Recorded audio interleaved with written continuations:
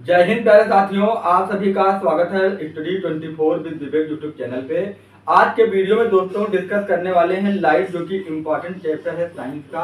आप 10th में हैं या 12th में हैं या कॉम्पिटिटिव एग्जाम की तैयारी कर रहे हैं, सभी में लाइट चैप्टर से क्वेश्चन कुछ न कुछ एग्जाम में आपके जरूर पूछ ले जाते हैं। तो इस वीडियो में डिस्कस करने वाले हैं लाइट और reflection of light and refraction of light, और किस प्रकार के क्वेश्चन आते हैं न्यूमेरिकल। इस टॉपिक पे सब कुछ डिस्कस करेंगे एक वीडियो में। तो आप लोग इस वीडियो को एंड तक जरूर देखें और अपने दोस्तों के साथ शेयर करें। आप लोग इसकी पीडीएफ भी डिस्क्रिप्शन में दी गई लिंक से जाकर डाउनलोड कर सकते हैं। तो दोस्तों देरी न करते हुए स्टार्ट करेंगे आज की शानदार क्लास और समझेंगे कि लाइट क्या होती है, किस प्रकार से प्रकाश का अपवर्तन और किस प्रकार से प्रकाश का परावर्तन होता है।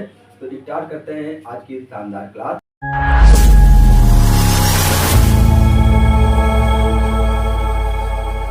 तो दोस्तों जैसा कि मैंने बताया, आज के वीडियो में डिस्कस करने वाले हैं फिजिक्स का important topic light. Light means प्रकाश,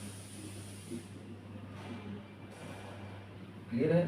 तो प्रकाश क्या है? एक ऊर्जा का माध्यम है जिसके द्वारा हम वस्तुओं को देख सकते हैं। लेकिन वास्तव में जब प्रकाश क्या होता है कि किसी वस्तु से टकराता है और फिर हमारे आंख पे पड़ता है, तभी हम वस्तुओं को देख पाते हैं। तो कहने का मतलब ये है कि प्रकाश एक ऊर्जा का ऐसा माध्यम है जिसके द्वारा हम वस्तुओं को देख सकते हैं। ये बात हो गई प्रकाश की। अब प्रकाश के स्रोत क्या होते हैं? तो दो प्रकार के, एक प्राकृतिक स्रोत एंड दूसरा मैन मेड, यानी मनुष्य के द्वारा बनाया गया स्रोत। जैसे कि प्राकृतिक स्रोत क्या है? सन है, स्टार्स है, ये सब क्या है? प्राकृतिक स्रोत है। और मनुष्य के द्वारा बनाया गया स्रोत क्या है? मोमबत्ती है, बल्ब है, ये सब क्या है? प्रकाश के मनुष्य के द्वारा बनाए गए स्रोत है। अब आगे डिस्कस करेंगे कि क्या होते हैं दोस्तों प्रदीप्त वस्तुएं और अदीप्त वस्तुएं। इसके बारे में डिस्कस करेंगे। प्रदीप्त वस्तुएं दोस्तों, प्रकाश मैंने क्या बताया होता है कि ऐसा एनर्जी का माध्यम जिसके द्वारा हम वस्तुओं को देख सकते हैं। अब बात करेंगे प्रदीप्त वस्तुएं और अदीप्त वस्तुएं। तो प्रदीप्त वस्तुएं दोस्तों क्या होती हैं? प्रदीप्त वस्तुएं, इसके बारे में बात करेंगे। तो दोस्तों जो वस्तुएं क्या करती हैं? स्वतः प्रकाश उत्पन्न करती हैं। कैसे? जो वस्तुएं स्वतः प्रकाश उत्पन्न करती हैं क्या कहलाती हैं? प्रदीप्त वस्तुएं कहलाती हैं। जैसे एग्जाम्पल क्या है इसका? सन। एग्जाम्पल क्या है? सन, यानी स्वयं से प्रकाश उत्पन्न कर रहा है, तो इसको कहेंगे प्रदीप्त वस्तुएं। फिर आता है अदीप्त वस्तुएं। अदीप्त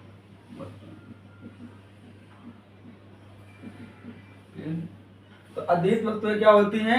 ऐसी वस्तुएं जो स्वतः प्रकाश नहीं उत्पन्न करती लेकिन दूसरे के प्रकाश में हमको दिखाई पड़ती हैं, उन वस्तुओं को हम लोग क्या बोलते हैं? अदीप्त वस्तुएं बोलते हैं। जैसे टेबल एंड चेयर, ये सब क्या है? प्रकाश उत्पन्न करती नहीं करती हैं, लेकिन अगर हम बल्ब जलाएंगे यानी दूसरे का प्रकाश पड़ेगा इस पे, तो हमको ये वस्तुएं दिखाई पड़ेंगी। तो इन्हीं वस्तुओं को कहते हैं अदीप्त वस्तुएं। आई बात समझ में? दोस्तों मैंने क्या बताया? लाइट क्या होती है और लाइट के स्रोत क्या होते हैं? प्राकृतिक स्रोत एंड मनुष्य के द्वारा बनाए गए स्रोत। फिर प्रदीप्त वस्तुएं और अदीप्त वस्तुएं। अब दोस्तों पढ़ेंगे आगे वीडियो में कि क्या होता है प्रकाश किरण पुंज। ठीक है, क्या होता है प्रकाश किरण पुंज। अगर बात कर ली जाए आपसे कि प्रकाश किरण पुंज क्या होता है, तो ये भी आपको पता होना चाहिए। इंपॉर्टेंट पॉइंट है, आपके एग्जाम में पूछा जा सकता है। तो प्रकाश किरण पुंज क्या होता है? पुंज मीन्स क्या होता है? समूह। और प्रकाश की किरणें, यानी जब प्रकाश की किरणें बहुत सारी एक साथ एक समूह में, एक ग्रुप में क्या करती हैं? ट्रेवल करती हैं, तो उसी को कहते हैं प्रकाश किरण पुंज।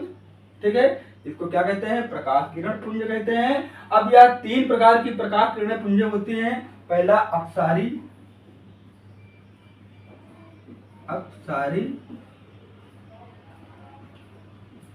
किरण पुंज। दूसरा क्या होता है? समांतर किरण पुंज।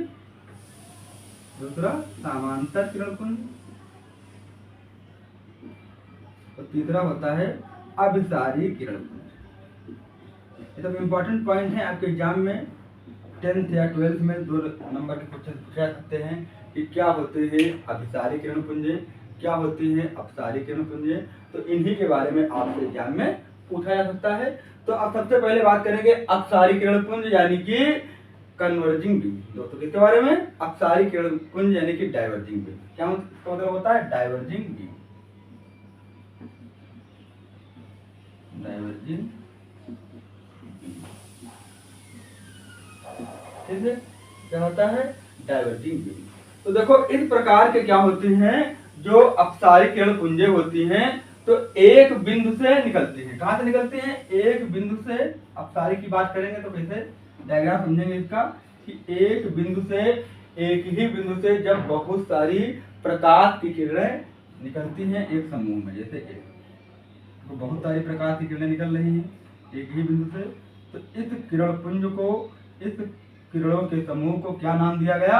अपसारी किरण पुंज यानी डाइवर्जिंग बीम। ये डायग्राम किसका है? Diverging beam, diagram number 1। ठीक है, अब बात करेंगे समांतर किरण पुंज की। तो समांतर समझ में आपको आ रहा होगा, समांतर मींस एक दूसरे के पैरेलल ट्रेवल कर रही हैं बहुत सारी प्रकाश की किरणें, लाइट की किरणें। इसी को कहते हैं पैरेलल डाइवर्जिंग बीम यानी समांतर किरण पुंज। जैसे कि डायग्राम में देखेंगे, ये लाइन चल रही है, ये चल रही है प्रकाश की किरणें, ये चल रही है प्रकाश की किरणें, सब एक दूसरे के क्या है? समांतर चल रही हैं। इसी को कहते हैं समांतर किरण पुंज या पैरेलल बीम। आई बात समझ में? अब नेक्स्ट समझेंगे, लास्ट है किरण पुंज, अभिसारी किरण पुंज। तो क्या होता है अभिसारी किरण पुंज? जब बहुत सारी प्रकाश की किरणें आकर किसी एक पॉइंट पर मिलती हैं। कहाँ मिलती हैं? आकर किसी एक पॉइंट पर मिलती है, तो इस घटना को कहते हैं, या इन किरण पुंजों को कहते हैं अभिसारी किरण पुंज या कन्वर्जिंग बीम। क्या कहते हैं? कन्वर्जिंग बीम या अभिसारी किरण। क्या हो रहा है इसमें? बहुत सारी प्रकाश की किरणें आकर के एक ही पॉइंट पे मिले। क्लियर दोस्तों? यहां तक बात क्लियर है। आप समझेंगे कि क्या होता है प्रकाश का परावर्तन, क्या होता है रिफ्लेक्शन ऑफ लाइट।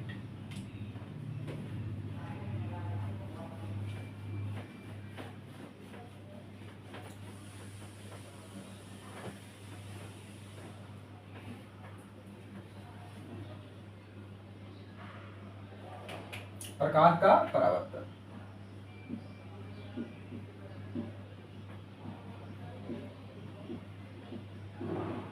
प्रकाश का परावर्तन। क्या होता है प्रकाश का परावर्तन? देखो सबसे पहले एक क्या होता है? Plane surface. क्या होती है? Plane surface.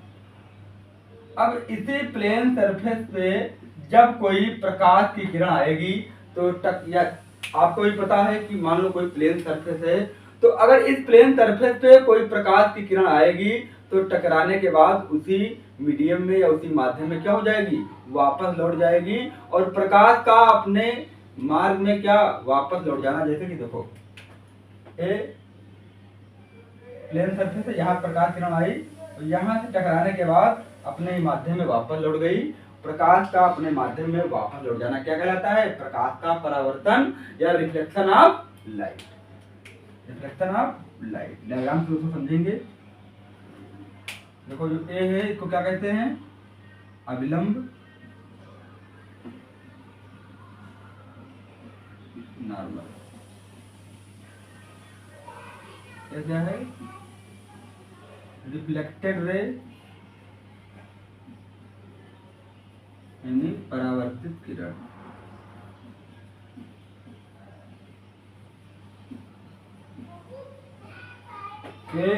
देखो याद रखेंगे, आने से यानी इंसिडेंट रे, इंसिडेंट रे यानी कि आपतित किरण।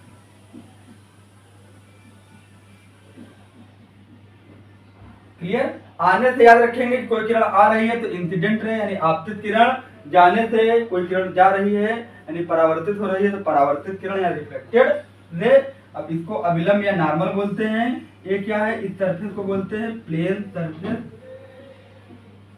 प्लेन।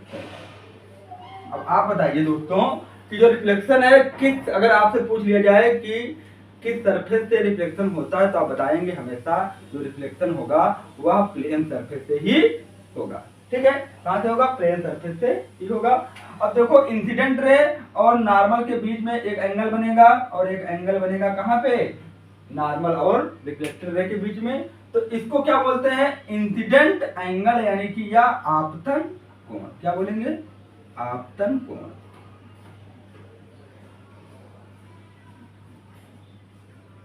और इसको क्या बोलेंगे? परावर्तन कोण।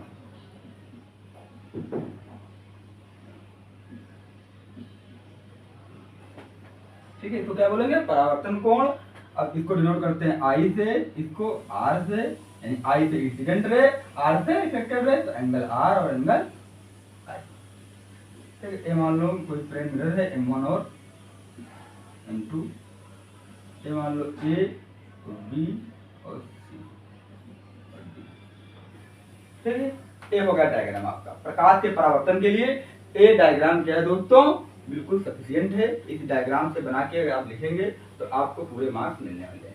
अब क्या होता है प्रकाश का दोस्तों परावर्तन, कि जब कोई प्रकाश की किरण किसी प्लेन सरफेस से टकराती है तो टकराने के बाद अपने मार्ग में वापस लौट जाती है, यह घटना क्या कहलाती है? प्रकाश का परावर्तन कहलाती है। आपतित किरण और अभिलंब के बीच में एक कोण बनता है जिसे आपतन कोण कहते हैं, और एक कोण अभिलंब और परावर्तित किरण के बीच में बनता है जिसको क्या कहते हैं? परावर्तन कोण कहते हैं। आपतन कोण को कोण आई यानी एंगल आई से प्रदर्शित किया जाता है और परावर्तन कोण को एंगल आर से प्रदर्शित किया जाता है। एक ही बात प्रकाश के परावर्तन की। अब आपको पता है कि एग्जाम में पूछा जाता है कि लॉ ऑफ रिफ्लेक्शन क्या होता है, यानी परावर्तन के नियम क्या होते हैं। तो दोस्तों परावर्तन के नियम दो होते हैं, आप लोग डायग्राम से बताएंगे कि आपतित किरण, परावर्तित किरण और अभिलंब, यानी कि incident ray, reflected ray and normal, तीनों क्या होते हैं? एक ही पॉइंट पे मिलते हैं। यही कहता है प्रकाश का परावर्तन का पहला नियम, यानी इंसिडेंट रे, नॉर्मल और रिफ्लेक्टेड रे तीनों एक ही पॉइंट पर मिलते हैं। यही है प्रकाश के परावर्तन का पहला नियम, यानी फर्स्ट रूल।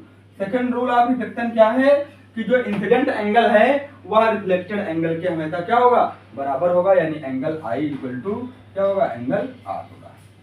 ठीक है, कितनी भी रेज यहाँ पे पड़े, कितनी भी प्रकाश की किरणें यहाँ पे टकराएं, लेकिन सभी में जो इंसिडेंट एंगल है और रिफ्लेक्टेड एंगल, इन दोनों के बीच की डिस्टेंस, ये दोनों एंगल क्या रहेंगे? हमेशा बराबर रहेंगे। जैसे समझेंगे, अगर मान लो यहाँ पे इसमें से कोई प्रकाश की किरण दूसरी यहाँ से अगर डाली जाए, ठीक है, यहाँ से अगर डाली जाएगी कोई प्रकाश की किरण,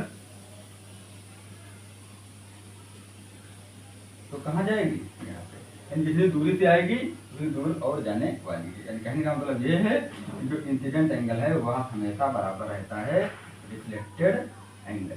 ठीक है, अगर बात करें प्रकाश के चाल की दोस्तों, तो आपको ये भी पता होना चाहिए कि 3 × 10⁸ मीटर पर सेकंड होती है लाइट की चाल। लाइट कैसे चलती है? तो लाइट हमेशा ट्रेवल करती है किसमें? एक सीधी रेखा में। कैसे ट्रेवल करती है? सीधी रेखा में। निर्वात में प्रकाश की चाल है कितनी? 3 × 10⁸। ऐसे 4800 एंगस्ट्रॉम से 900 एंगस्ट्रॉम तक होती है लगभग लाइट की स्पीड। ठीक है, ये था प्रकाश का परावर्तन दोस्तों।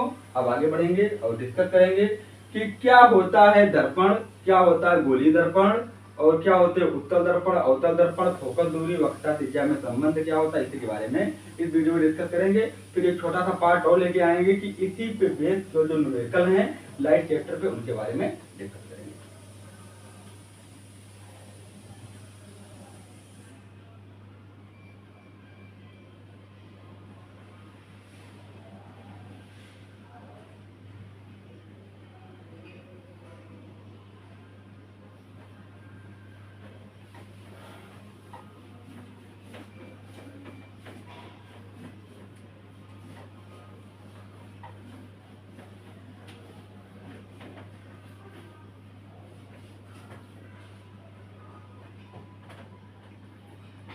अब दोस्तों बात करेंगे गोलीय दर्पण के बारे में। किसके बारे में? गोलीय दर्पण।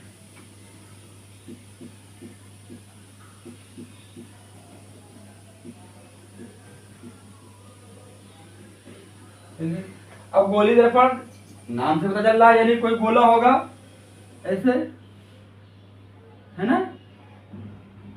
मान लो एक गोला है। अब दर्पण, बात हो रही दर्पण की, गोलीय दर्पण की, तो ये गोला है और दर्पण कहा गया। तो दर्पण मतलब जिसकी एक सतह क्या हो? पेंट हो, तो हमेशा राइट साइड पेंट किया जाता है। कौन साइड? Right side. ये पेंट कर दिए, इधर राइट साइड ये पेंट कर दिए। ठीक है, और ये मिडिल में क्या हो गया? सेंटर हो गया इसका। तो गोली दर्पण दोस्तों किसे कहते हैं कि कांच का वह खोखला गोला जिसकी एक सतह क्या हो, पिंड हो, उस दर्पण को कहते हैं गोली दर्पण। ठीक है, अब गोली दर्पण में दो दर्पण निकलेंगे, भी इसको बीच से काटेंगे तो आगे समझाएंगे। अब देखो एक मैंने क्या होता है, गोली दर्पण क्या होता है, कांच का ऐसा खोखला गोला जिसकी एक सतह क्या हो, पिंड हो, उसे कहते हैं गोली दर्पण।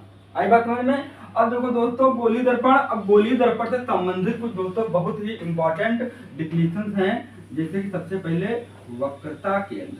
क्या? वक्रता केंद्र क्या होता है? वक्रता केंद्र एग्जाम में आपको पूछा जा सकता है।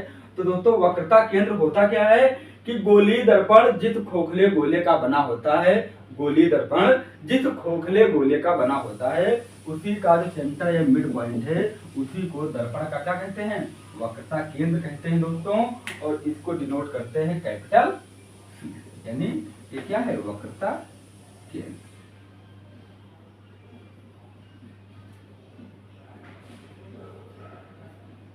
आई बात समझ में, क्या है वक्रता केंद्र। अब बात करेंगे दर्पण के ध्रुव के बारे में। किसके बारे में? दर्पण के ध्रुव। ठीक है, अब देखो गोली दर्पण में जो परावर्तन साइड है उसके मिड वाले पॉइंट को कहते हैं दर्पण का ध्रुव। अब देखो परावर्तन कहां से होगा इसमें, या इस चिकने पृष्ठ से होगा या अंदर वाले चिकने पृष्ठ से होगा दोस्तों, होगा नहीं होगा? मान लो एक चिकने पृष्ठ से क्या होगा, परावर्तन, इसका मिड पॉइंट यहाँ पे, तो इसी पॉइंट को कहते हैं दर्पण का ध्रुव। क्या कहते हैं? दर्पण का ध्रुव, जिसे कैपिटल पी से डिनोट किया जाता है। किससे? कैपिटल पी से डिनोट किया जाता है। ठीक है, pole of mirror. Pole of mirror क्या कहते हैं ये लोग? पोल, यानी इसे पी से प्रदर्शित किया जाता है। आई बताओ में। तो अब हो गया दर्पण का ध्रुव, वक्रता केंद्र। अब बात करेंगे किसकी? वक्रता त्रिज्या की। किसकी? वक्रता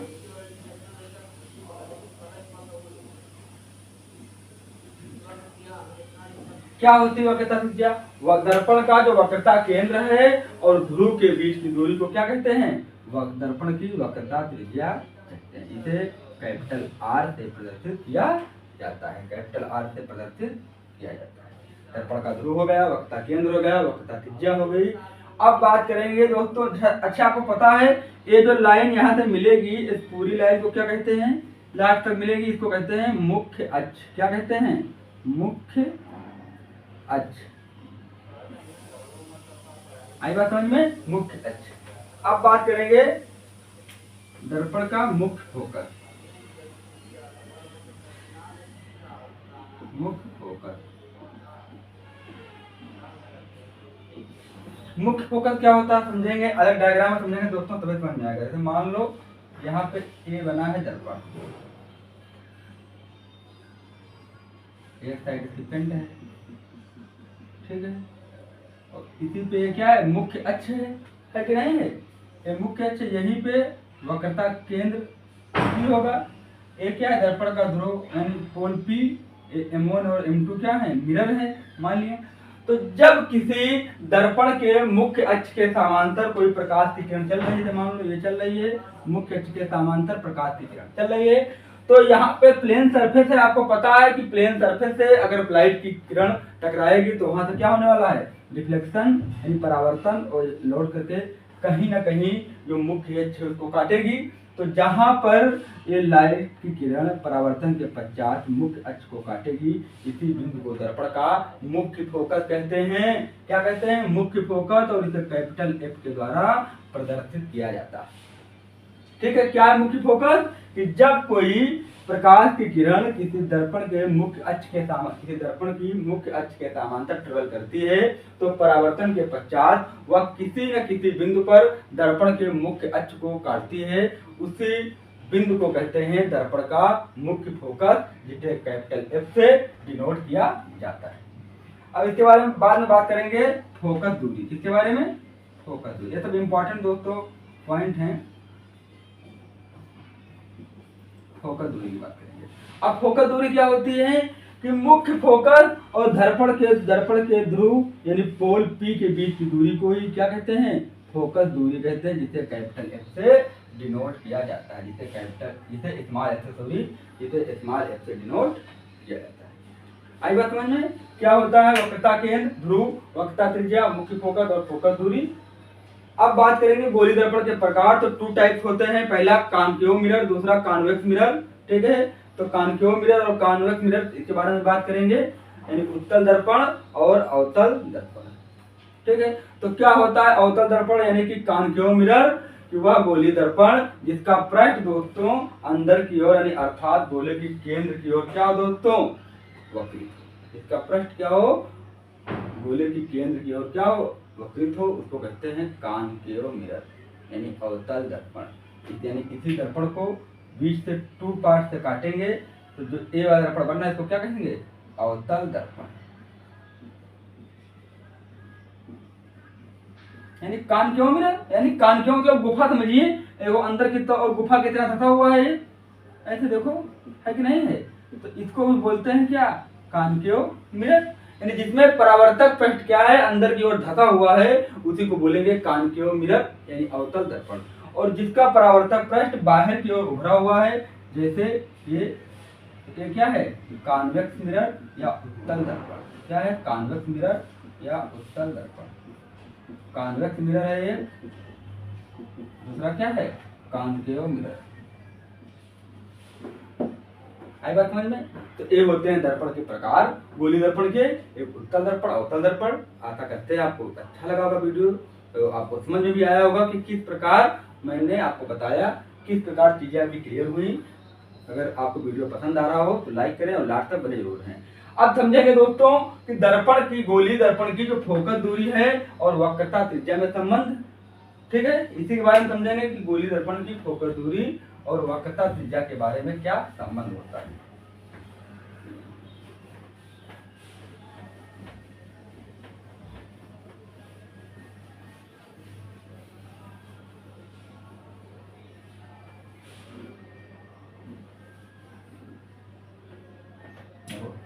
वक्रता त्रिज्या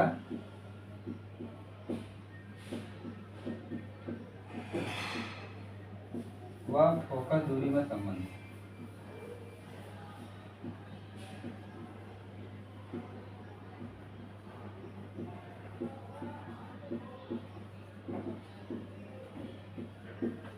ठीक है, तो क्या होता है, फोकस दूरी स्मॉल f बराबर r/।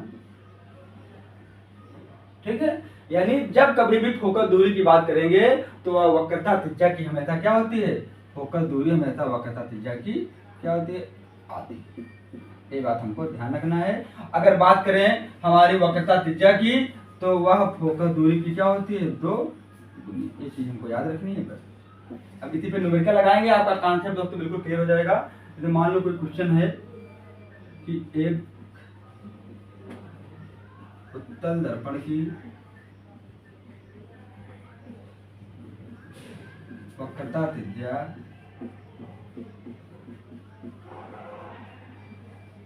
16 सेंटीमीटर है,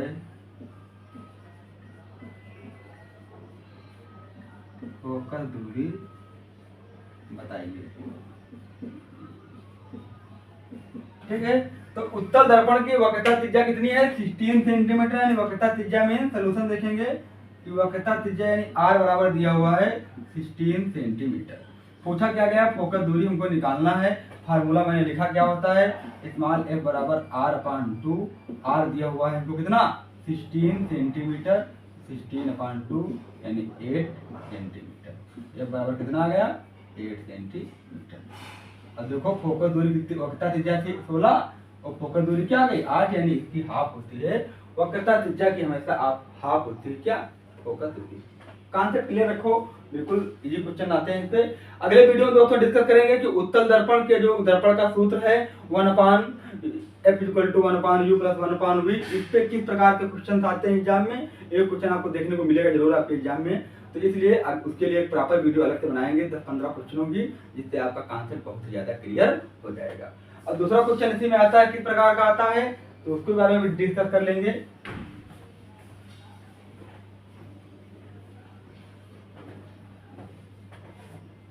क्वेश्चन लिखा है